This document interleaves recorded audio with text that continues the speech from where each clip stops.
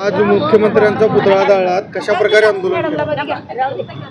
प्रथमतः परभणी येथे झालेल्या जे संविधान शिल्पाचा उटमणा त्याबद्दल प्रथमतः मी युवा भीमसेना सामाजिक संघटनेच्या वतीने जाहीर निषेध करतो आणि देवेंद्र फडणवीस मुख्यमंत्री यांचासुद्धा जाहीर निषेध करतो। आज परभणी येथे ज्या संविधानावर पूर्ण देश चालतो त्या संविधानाची विटंबना होते आणि ते संतापजनक जर प्रतिक्रिया नोंदवत असतील कार्यकर्ते, त्या कार्यकर्त्याला होमिंग ऑपरेशन करून बाया मुलं विद्यार्थ्यांना रक्तबंबाळ करस्तोर या ठिकाणी पोलीस प्रशासनाने मारहाण केलेले आहे। मला असं म्हणायचं आहे, एक होमिंग ऑपरेशन नाही तर आंबेडकरी चळवळ संपवण्याचा हा भाजपचा उद्देश आहे।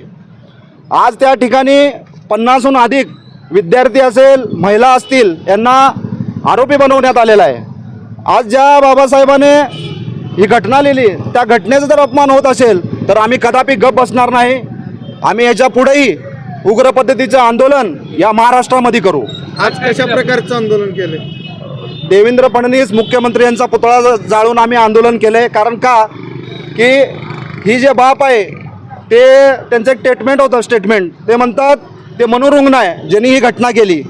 मनोरुग्ण नाही तो देशद्रोह आहे आणि ह्या प्रकारे कोण जरी अशी घटना करत असेल त्यांना देशद्रोहाचा गुन्हा दाखल झाला पाहिजे। त्यांचे डोळे उघडावं म्हणून या ठिकाणी आम्ही त्यांचा पुतळा जाळून आंदोलन केलेलं आहे।